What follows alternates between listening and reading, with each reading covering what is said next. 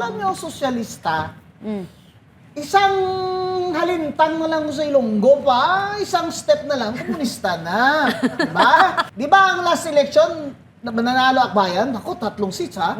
In the one before that, 0 sila eh. Yeah. Diba? Tataka ka. Pero nanalo si Risa Ontiveros. Oh, kung kayong gaganyan ha, kung questioner ako dati ha, hindi ako nagsasabi ng hindi totoo sa numero sa eleksyon ha.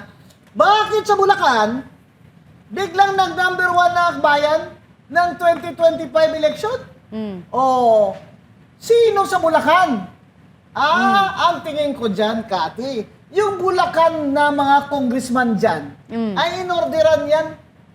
Inorderan yan, tingin ko dyan ni BBM gang na, oy, panalunin nyo yung Akbayan ni Risa Ontiveros dahil kasangga natin yan. Sa impeachment. Yan. Kung titingnan mo naman talaga yung nangyayari ngayon, di ba? Sila yung number 1, napaka-eager dyan sa issue kay BP Sara. But, yung flood control, yung issue nyo na 200, babalikan natin, 200 plus million na sinasabi ninyo na dinispal ko ni BP Sara, na opisina ni BP Sara, eh napaka-eager nyong pag-usapan, pero yung flood control na yan, Sinara na nyo na. trilyon, wala Oh. kayong reaction dyan sa Senate, Risa Hontiveros. Oh, No comment ilabas ka. nyo. Alam mo, lagi ko tinitingnan yung mga early surveys. Kasi this early, meron na mga surveys no? Yeah. Tinatanong kung sinong nakukursunadahan mong kandidatong presidente. And doon sa mga kabinete o cabinet members ni BBM, wala ka nakikitang umaangat beyond single digit. Yeah. No? Kahit si John Vic. Si John Vic, I think the last survey ng WR numero and ng Pulse Asia was 3%. Kumbira No? naman, di umubra yung abs ni John Vic.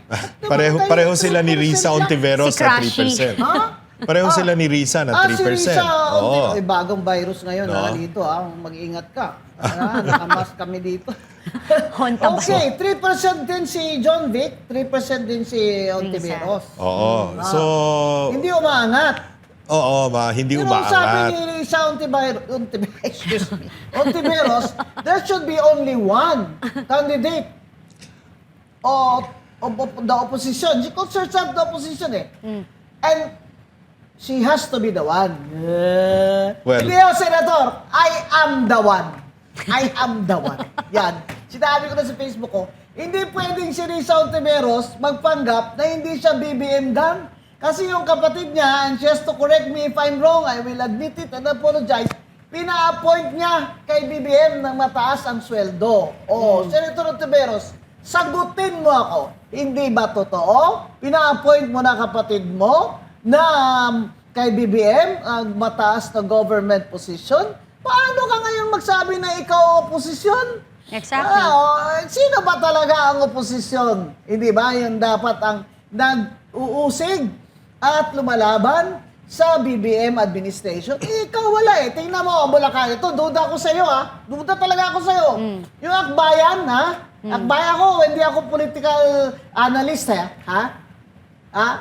Economics ang undergraduate ko sa UP eh. Pero I like numbers ha. Hindi ako political analyst kagaya ng iba dyan na dahil wala ng trabaho, kagaya ni Lamas, political analyst na rin sila. Hoy, baka walang trabaho. Huwag kayo mag-analyst ha? Kaya kayo. Pwede kayong umalis. Eto, bakit? Di ba ang last election, nanalo Akbayan? Ako, 3 seats ha? In the one before that, 0 sila eh. Yeah. Di ba? Tataka ka. Pero nanalo si Risa Ontiveros. Kung kayong gaganyan ha, kung questioner ako dati ha, hindi ako nagsasabi ng hindi totoo sa numero sa eleksyon ha.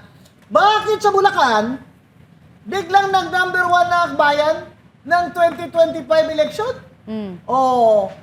Sino sa Bulacan? Ang tingin ko dyan, Kati, yung Bulacan na mga congressman dyan, ay inorderan yan. Inorderan yan, tingin ko dyan ni BBM gang na, oy, panalunin nyo yung Akbayan ni Risa Ontiveros dahil kasangga natin yan. Sa impeachment. Yan. Lahat yan, mga congressman dyan. Mananagot kayo sa amin. Kaya ganyan Flood kasipag. control projects dyan na ghost ha. Kaya ang baha dyan sobra-sobra sa inyo. Huwag kayong magmagaling dahil may mga Guanson dyan sa Bulacan. At marami kaming mga kaibigan dyan. Kaya, ang Ghost Project, saan ang number 1 sa Metro Manila? I mean, in the environs? Luzon. Bulacan. Bulacan. Diyan, nag-number 1 ang Akbayan, kaya 3 seats sila. Ako naman, Exactly. sabihin nyo na, kasi pro Sara yan, kaya ganyan yan. Pro Sara nga ako. Pero, you cannot, fake the numbers This is a Exactly. numbers game. Kaya 3% lang si Risa Ontiveros kasi hindi naman naniniwala sa kanya, Kati. Oo. Kapag siya ang presidente, gagana ang ekonomiya, maraming trabaho at chuchuchu. Alam niyo, sosyalista. Isang halintang na lang sa Ilonggo pa, isang step na lang, komunista na. Diba? Kaya huwag kayong bumoto sa sosyalista dahil sigurado, okay naman po yun, na itaas ang mga sweldo, itaas ang kung ang ekonomiya mo ay carry niya yun. Correct. Di naman carry. Bagsak na nga, tapos itataas mo lahat, tapos ililibre mo. Anong sabi ni Lisa Ontiveros? Dapat ang society, lahat-lahat, kahit hindi pa nakakapagtrabaho, ay pantay-pantay ang nakukuha. Hindi ko alam kung ano ibig niya sabihin. Pero pakibasa nga uli ng Karl Marx. Alam nyo, sabihin nyo na si Atty. Guanzon bias dahil pro Sara. O bahala na kayo kung ano sabihin nyo. Pero hindi nyo kami malilin lang na kaya nanalo kayo dyan. Huwag nyo akong pilitin sabihin ang pangalan nyo, Dahil nanalo kayo dyan, senador, na dati kulelat kayo sa survey, dahil nag-deal kayo, probably, my thinking is that nag-deal kayo kay BBM Gang, dahil sa impeachment, kayo, boboto kayo to impeach Sara. Ayan. Yan ang problema pag nakapagkape na po. Mama B. Medyo gumagana brain. hyper. Kaya balik tayo kay Mr.